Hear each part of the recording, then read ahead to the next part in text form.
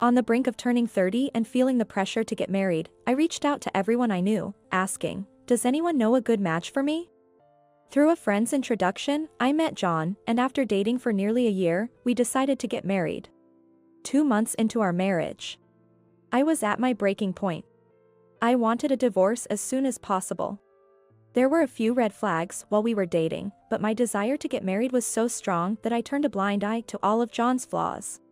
It's true what they say, hindsight is 20/20. My name is Mia, and I'm a 29-year-old nurse. John, who is 8 years my senior, turned out to be a boastful and incredible liar. First off, his job title was a lie. John was actually just a supermarket employee with no specific position. I didn't intend to judge based on occupation, but he had claimed to be the store manager while we were dating, and given he was 37 years old, I naturally believed him.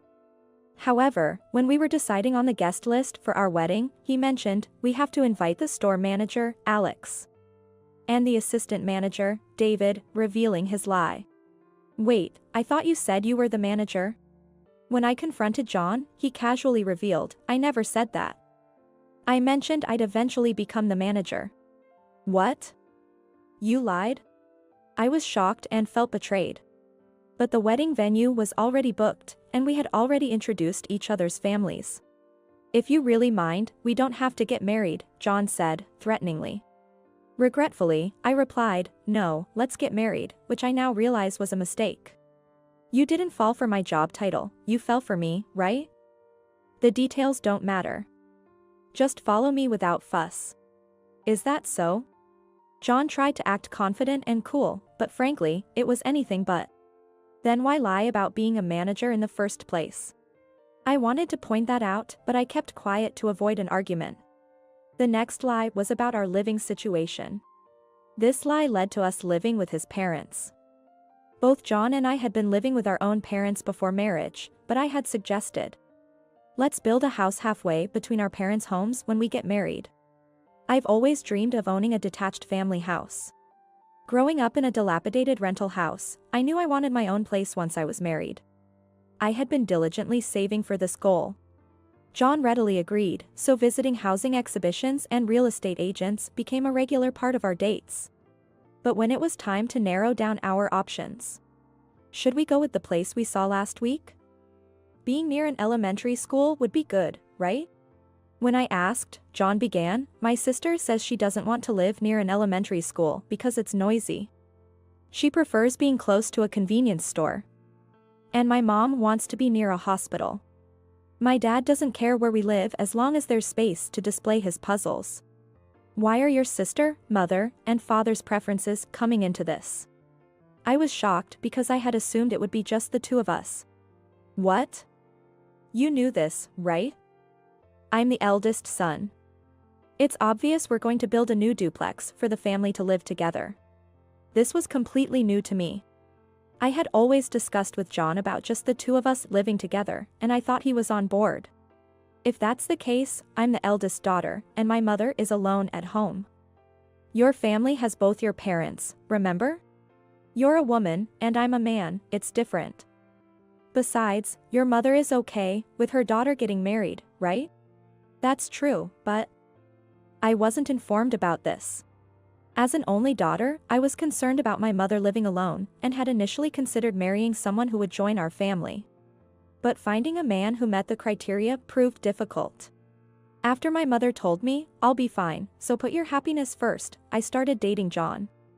I didn't mention it, but you know, my sister doesn't work, and my parents are living on their pension. As the eldest son's family, it's our duty to support them. Wait a minute. Don't include me in this so casually.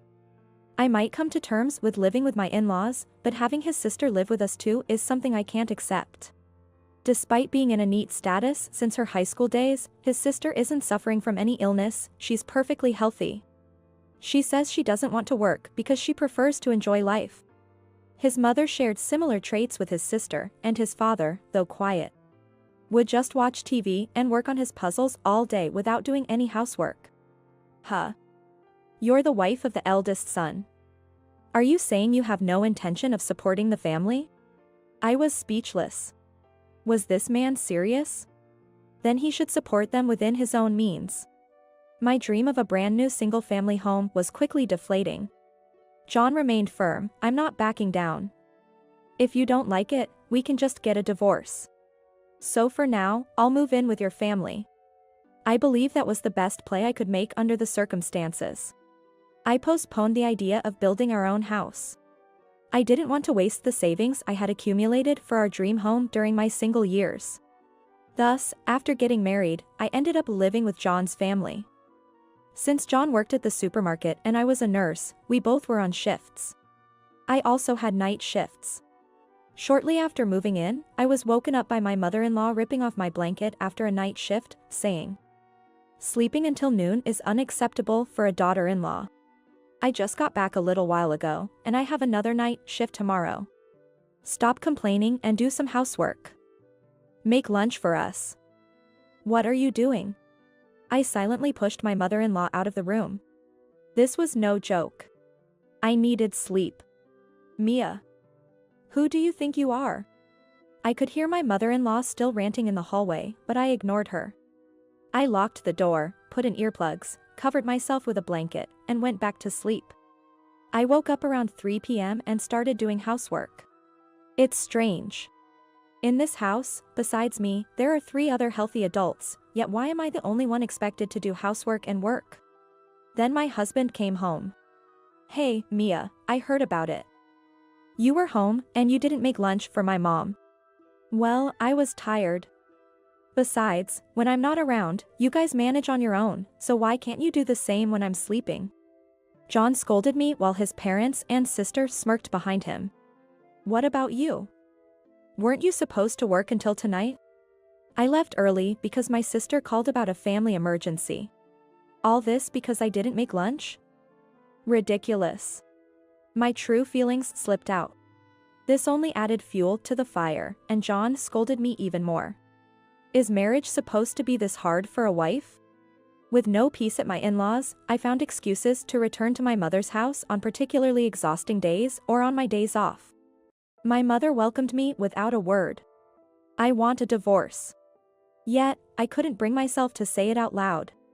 Then, the topic of moving came up at my mother's house. "They want us to move out next year?" The rental house my mother was living in had severe leaks. The landlord decided it would be better to demolish it rather than undertake major repairs. That's right. It's not immediate, but you know, there are the rescue cats. We need a pet-friendly apartment. After my father passed away, my mother started volunteering to temporarily foster abandoned or lost cats. Though we lived in a rental, it was an old house nearly 50 years old, and the landlord was understanding. "Then I'll help look too." It was a great excuse to fill my time on days off. It would help my mother, and I loved looking at properties. It was killing not 2, but 3 birds with 1 stone. While visiting various real estate agencies, my mother muttered, "A detached family house is just a pipe dream." Wait a minute. It hit me suddenly. A divorce would solve everything. A house is a lifetime investment, and I want to live with someone I truly want to be with. Oh. Cat Ears Construction? It was a construction company we stumbled upon by chance, but the sign had a cat picture on it. And a banner at the entrance read, "Homes for Cat Lovers." We couldn't help but go inside. The clerk, a very friendly woman, enthusiastically explained their offerings, including a catio, an outdoor cage for cats. I thought cats were strictly indoor pets. But it turns out they offer sunrooms for cats who enjoy sunbathing and large cages that allow cats to safely go outside through a special door. We listened intently and left with a bunch of brochures. As we left the store, I declared, "I'm going to get divorced and live with you, Mom." That came out of nowhere. My mom was surprised but didn't say anything more. I can't imagine John, his parents, or his sister changing for the better, and the mistreatment will likely get worse. I have no intention of just nodding along anymore. By the time I got home, it was already evening. I hurriedly started preparing dinner. I put the brochures in a bag and left them on the sofa to look at later. The laundry I did in the morning was still there. And the kitchen table was littered with the remains of the frozen pizzas and forks my in-laws and sister-in-law had for lunch. "You're the wife. How long do you plan to loaf around? I'm starving. Sorry about that. But your sister could have made something, you know. What? That's ridiculous. My sister-in-law was visibly upset, but I decided not to let it bother me. We'll be strangers soon anyway. Later that night, my husband came home and scolded me, "Hey. There's only $700 in the account for this month's expenses." I lied, "Oh, sorry. There was some administrative issue at work, so my salary will be delayed." "All right then. Make sure to deposit it as soon as you get paid, or it's divorce for us." "Sure," I replied. Last month, when we started living together, we discussed how to handle the household expenses. John insisted that I contribute almost my entire salary of $2,500, while he would only put in $700. He planned to keep the rest as his allowance, but I couldn't agree to that. I insisted on equal contributions, and through various means, I've only been depositing $700 for the past 2 months. Life continued much the same for a while. I consulted a lawyer, prepared for divorce, sorted my belongings, and kept busy with work and organizing my parents' home. John, who usually has different days off, recently started going out more often with his parents and sometimes even his sister. I found it odd, but it was convenient for me. Then, one day, John said, "I've bought a new duplex. We're going to sign the mortgage next Monday. Just so you know, if you oppose this, we divorce." He even showed me the divorce papers, very considerately. A house. What do you mean? You brought home those housing brochures, right? I went with a different major builder, but it's still based on what you wanted. So you'll need to use all your savings. Indeed, I had talked about saving for a home when we were looking at properties. Can I see those divorce papers, please? My mind went blank with shock, but this was actually an opportunity. I meekly looked down and took the divorce papers. Skimming through, I saw it was already filled in. I had to stop myself from laughing. John didn't know I was preparing for divorce, so he thought threatening me with the one thing he believed I'd hate the most would make me comply. Too sweet. Dreading divorce was a thing of the past. Now, I couldn't wait to get divorced. I immediately completed the divorce papers and submitted them early the next morning. Since I hadn't brought any large items like furniture with me and had been gradually moving my belongings out, I was able to leave without much hassle. I went straight back to my mom's house. Even though John kept calling and emailing me that night, I ignored them all. A few days later, my ex-husband showed up at my parents' home. He brought his parents and sister with him, and all of them were fuming with anger. "Hey. What's the meaning of this? Why aren't you coming home?" I simply filed for divorce because I was given the divorce papers. I answered nonchalantly. "Don't mess around. I even built a house for us." "Well, you built that house without consulting me and threatened me with divorce if I objected." "That was your decision," I reminded him. Perhaps because we were at my mom's house, my mother-in-law was unusually quiet and tried to claim John must have been joking. Filling in divorce papers as a joke is not funny. Our personalities don't match at all, so I'll take this opportunity to divorce. Irreconcilable differences are the #1 reason for divorce, you know. My sister-in-law also chimed in, "We'll be in trouble without you. Who's going to provide for us? Who's going to pay the mortgage?" "Well, that's something your family needs to figure out on your own. I'm a stranger now. Besides, why should I have to take care of a perfectly healthy sister-in-law?" I retorted. My father-in-law glared at me in silence. "I never thought you could be so cold." John exclaimed. "Hey, look. That sounds like a difference in values, doesn't it? Another perfect reason for divorce." I joked. When I consulted with a lawyer, I was informed that simply citing irreconcilable differences or a clash of values isn't usually enough to easily obtain a divorce. However, in John's case, he lied about his job and income, and his everyday attitude spells verbal abuse. He tried to unilaterally force me to cover all living expenses. To top it off, he went ahead and bought a duplex on his own and then threatened me with a filled-in divorce form. So the reasons for our divorce were clear-cut. "I won't accept this divorce," John insisted. Even if you say you don't acknowledge it, you wrote it yourself, and your father and mother are the witnesses. I showed him the screen of my phone. It was a good thing I took a photo before submitting it to the lawyer. At that moment, my mother appeared, filming everything on her phone. What do you think you're doing to my daughter? I've called the police. I've recorded everything. I can make this public if I want. While my mom hadn't said anything to me, she was obviously furious. My father-in-law panicked at the mention of the police. Please, no police. It'll look bad. Stop this.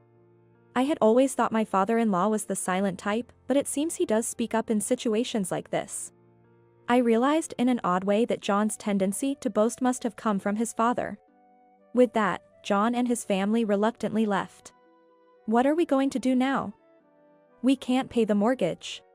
Well, I guess we have no choice but to cancel, I overheard them say, but I knew cancellation fees would apply if they were already under contract. And with John's income alone, affording the house was impossible. Serves them right. Later on, perhaps worried about their public image, they paid me a settlement without a fuss, and a few months later, my mom and I moved into our dream home. A brand new detached family house built by Cat Ears Construction, tailored for the rescue cats to live in comfort. The construction company, aware of my mom's rescue activities, built the perfect house for us at a significantly lower price than the market rate. Both my mom and I were thrilled.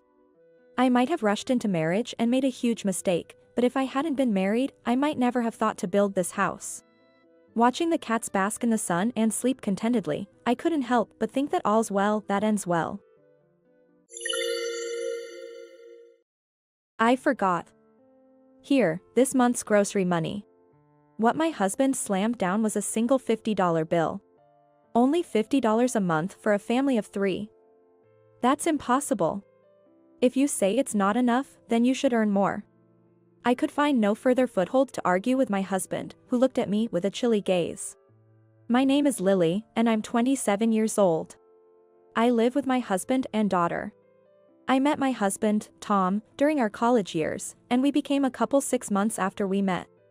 I lost my mother when I was in elementary school, and since then, I was raised in a single-father household. I've faced prejudice from some people and never had a fiancé before. I heard my ex, Alex, talking behind my back, a child from a single-parent family can't be a good marriage partner. Can they even raise kids properly? But Tom was different. He said, "Your father must be a remarkable man to have raised such a wonderful woman like you."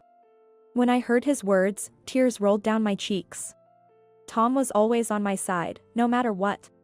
At that moment, I became certain of him. After graduation, we both started working at my father's company.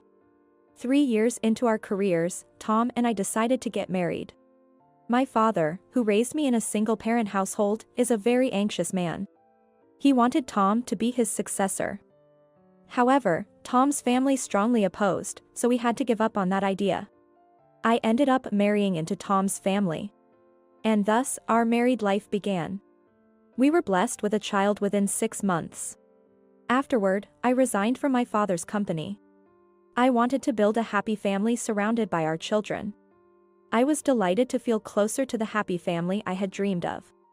Little did I know that the birth of our child would mark the beginning of a nightmare. One evening at dinner. "Hey. Are you trying to piss me off with this awful meal? Make it again." As I tried to calm Tom's anger, ensuring it didn't turn towards our daughter, Emily, who started crying at his voice, I said, "I'm sorry. But this is takeout food. It's good, isn't it? Don't talk back to me. And if that's takeout, you're just being lazy. Do your household and parenting duties properly. How can you, please stop taking it out on me? You can't even cook properly. You're such a useless wife." Tom spat out those words and locked himself in his room. Why has it come to this? The kind person he used to be was nowhere to be found. As if he had become a completely different person. Thinking back, Tom's behavior began to change gradually after our daughter was born. He would get irritated easily, belittle me by saying things like, "You can't earn money, you're useless." Or, "Can't you even do the housework properly as a stay-at-home mom?" This is why children from single-parent families He would ignore or not listen when I asked about work, possibly due to exhaustion. After all, Tom wanted me to be a stay-at-home mom to support the family, which led me to quit my job at my father's company. Tom's occasional tyrannical behavior seemed as if he enjoyed having control over me. Despite my growing resentment towards him, knowing the hardships of a single parent, I couldn't bring myself to consider divorce for the sake of our daughter. It seemed Tom was doing well at his company. He would sometimes call my father, who was too busy with work, to seek advice. But in reality, I would often sigh when looking at the photo of my younger self with my mother in our room. I wish I could have discussed this with Mom. 3 years into this life, one day, I forgot. Here, this month's grocery money. Tom threw down a single $50 bill as he said that. Just $50 a month for a family of 3. That's impossible. What happened to the money? Being frugal and making do with what you have is what a stay-at-home mom should be doing. You're always home. So use that brain of yours to think of something.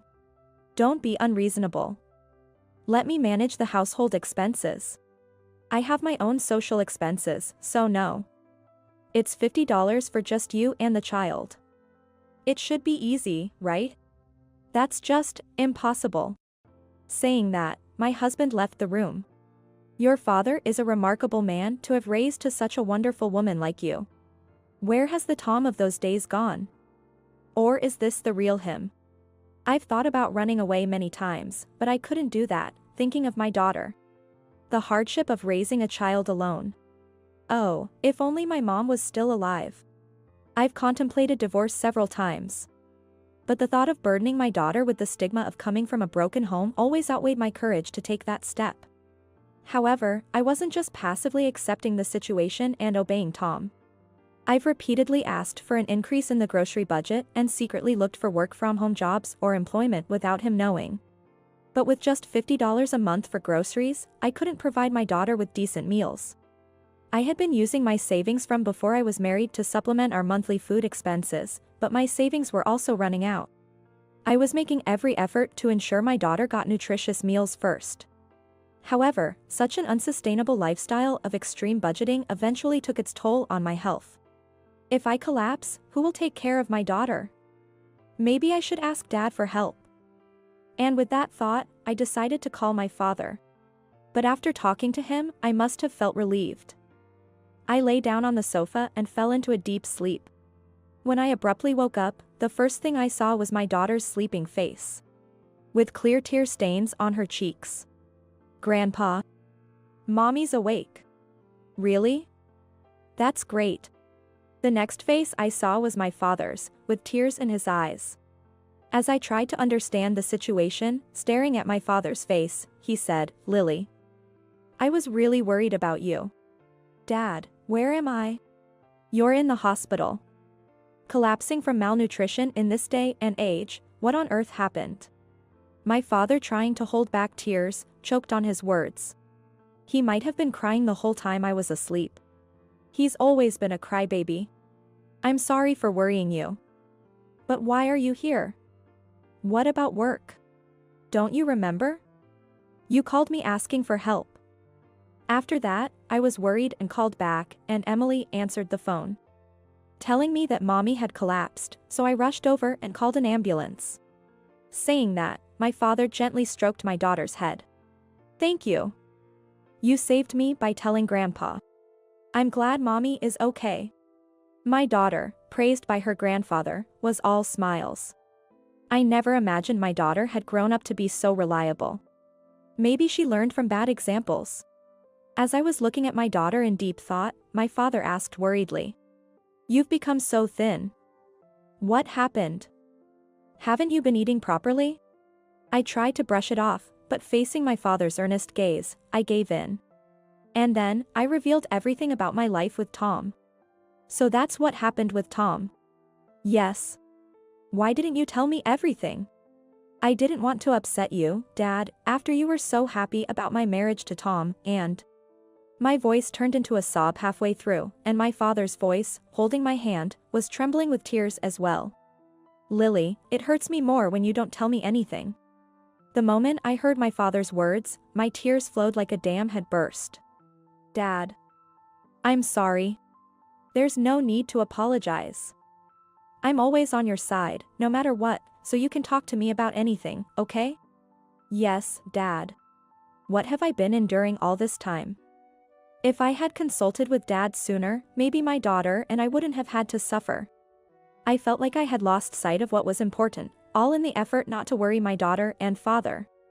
A home without smiles and filled with shouts couldn't possibly be a happy place for my daughter to grow up in.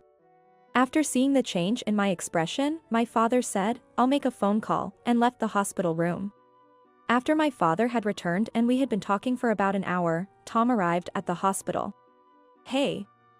Don't call my workplace for such nonsense. Tom entered the room hastily, irritated, but upon seeing my father, he quickly changed his attitude. Oh, hi. My father, on the other hand, remained calm in the face of Tom's usually unseen aggressive behavior. This is a hospital. Don't raise your voice like that, it'll bother the other patients. But, it's because Lily told the reception she was hospitalized due to malnutrition. Oh, I was the one who made that call. Is there a problem with that? What? You called? Because of that, I was embarrassed in front of my colleagues, getting looked at with disdain. Give me a break. Embarrassment, huh? Compared to what you've been doing to my daughter, that's nothing, isn't it? Tom became even more agitated in the face of my father's unwavering calmness. Lily, what the hell have you been blabbing about? This is a family matter. My father gently embraced my startled daughter, but Tom paid her no heed. It's as if he couldn't even see her. This time Tom turned on me, but strangely, I felt calm. Having my father and daughter by my side, I could face my husband with an unexpectedly firm stance. Now what?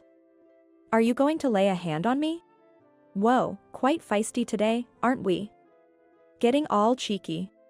As I was about to retort to my enraged husband, my father intervened and confronted Tom. Tom.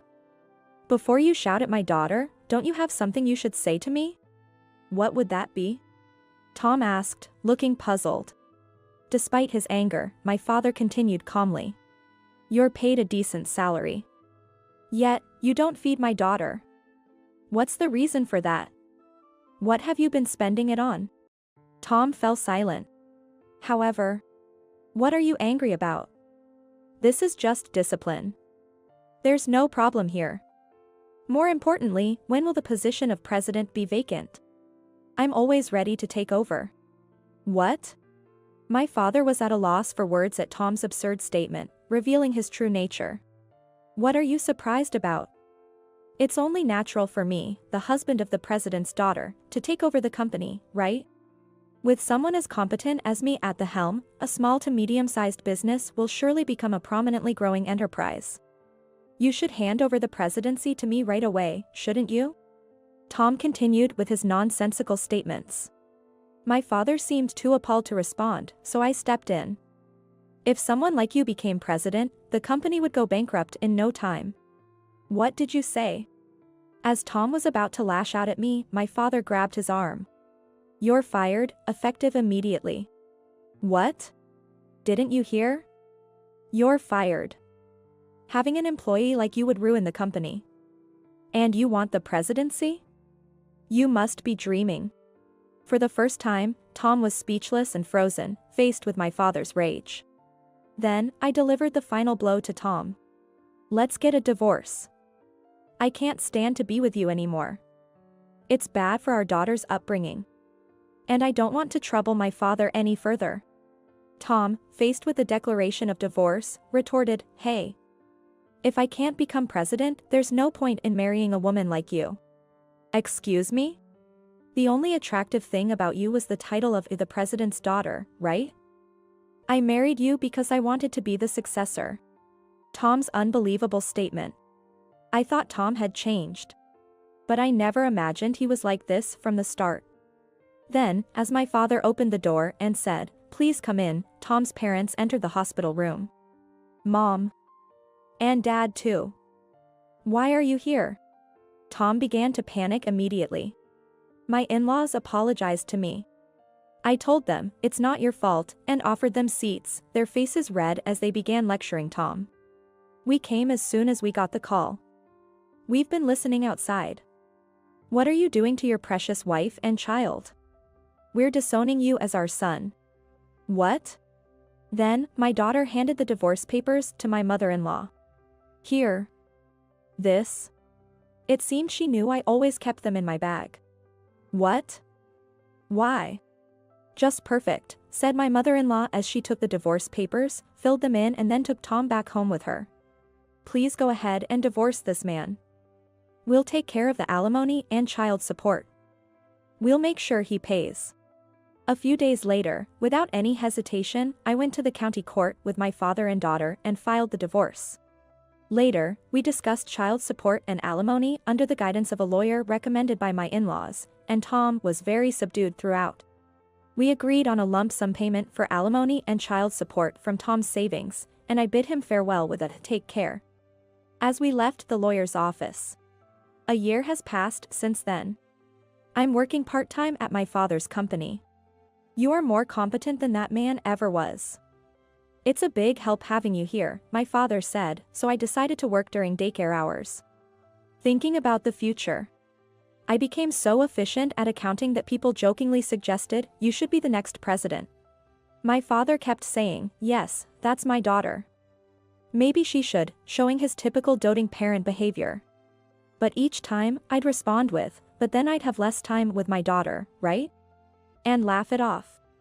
Later, I had an arranged meeting with the son of President Johnson. A business partner and a close friend of my father, he said, if my son ever causes trouble, let me know. I will definitely protect you. And his son turned out to be a very nice person, so I'm seriously considering marriage. I don't know what became of Tom. My daughter was fond of her former grandparents, so we occasionally meet up, but they avoid bringing up Tom. I'm truly surrounded by wonderful people. Perhaps this is all thanks to my father, who raised me all by himself with all his might. Even the photo of my mother in the room seems to be smiling a bit more. I plan to continue cherishing my family and live happily with my daughter. Mommy, more please. You're so amazing. My daughter is happily eating her meal again today. I will never let her experience hardships again. That, I vowed to myself.